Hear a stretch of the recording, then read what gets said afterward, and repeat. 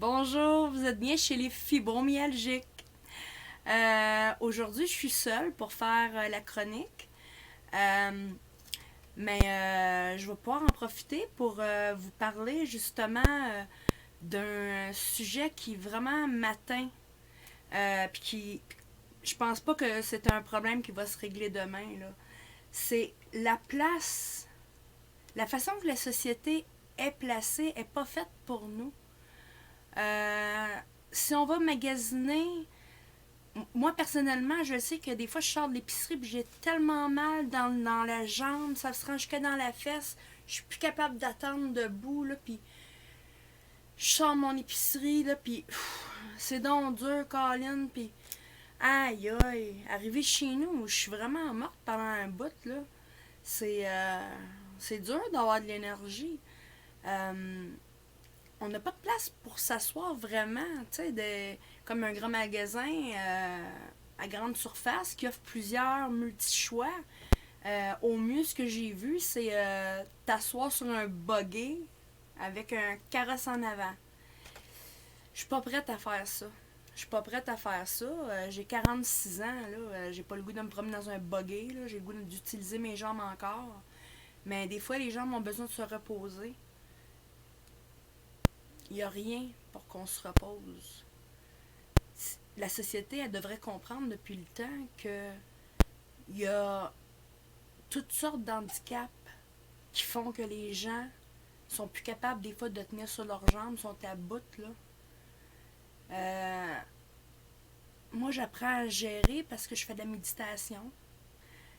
J'écoute des méditations de relaxation. Je me sens sur moi. Je pense plus à rien. Je réussis à vider ma tête. C'est comme ça que je réussis à retrouver de l'énergie. Mais je veux dire, pour les gens qui... Hey, moi, je pense... j'ai élevé 3 enfants seuls. Ils sont adultes aujourd'hui. J'avais la fibromyalgie dans le temps, mais pas aussi forte que maintenant.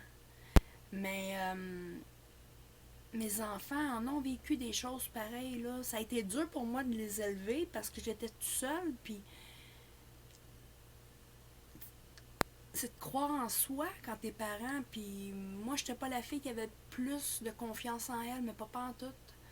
Ça fait que j'ai paniqué par bout, j'en ai filé des affaires assez en dedans de moi, c'est effrayant. Et moi, j'ai une vie assez, je dirais, mouvementée. Puis j'ai l'intention un jour d'écrire un livre sur ma vie. Ça, c'est sûr et certain que je vais faire partager ça parce que ça va être croustillant. Ah, oh, ça n'aura pas d'allure. Vous allez adorer. C'est ça. Alors, ce serait le fun si dans les magasins à grande surface, ils mettraient peut-être quelques bancs où on peut arrêter puis se reposer. C'est comme il y a peut-être un mois à peu près, j'étais allée faire j'étais allée faire pour le COVID un test. Je voulais être sûre que, parce que j'ai le système un peu plus fragile, puis en allant faire le test de COVID, il n'y avait pas une très longue file d'attente, mais je peux te jurer, vous jurer, parce que vous êtes plusieurs à me regarder, que j'avais envie de pleurer. Mais j'avais envie de pleurer en attendant dans la file d'aller, là. Puis quand ils m'ont fait asseoir sur le banc plat, où il fallait que j'attende, où ce que 2 minutes avant quelqu'un était, tu sais, mais en tout cas. Puis qu'ils m'ont fait le test dans la bouche avant, dans le nez après, on espère, c'est clair. Puis finalement, j'avais pas le COVID. Le lendemain, on m'a appelé pour me dire que j'avais rien. Puis effectivement, je l'ai pas eu non plus. Mais c'est juste par crainte tout simplement de vouloir aller voir si, parce qu'on sort quand même dans les épiceries, on sort, puis en tout cas moi je sais que ça me demande beaucoup beaucoup d'énergie quand je vais faire les épiceries, puis tout, faut que je me prépare psychologiquement avant, faut que j'assume jusqu'au bout, je rentre mes affaires, puis mais c'est ça, c'est que même les installations, toutes, ça n'a même pas d'allure. Euh, les, Ça devrait être mieux adapté pour les gens, même pour les logements, même pour... Il n'y a pas assez de place pour les gens qui sont limité. Tu sais, je trouve que c'est triste. On devrait ouvrir une place peut-être super positive où ce que tous les gens qui sont plus malades, ils ont des bonnes places assises, puis tout, puis qui ont des discussions, ils jouent à des jeux, ils écoutent des films, je sais pas moi, mais tu sais, c'est peut-être que ça l'aiderait d'avoir des places comme ça pour pouvoir. Parce qu'on a souvent tendance à s'enfermer et à rester seul avec notre mal. Moi, je le fais plus maintenant parce que je suis rendue à un stade où j'ai compris une certaine étape. Mais, mais par exemple, c'est ça, c'est. Là, vous voyez, là, j'ai eu un brouillard, puis je me souviens même pas de qu'est-ce que j'étais en train de parler. C'est triste, je peux pas reculer la cassette.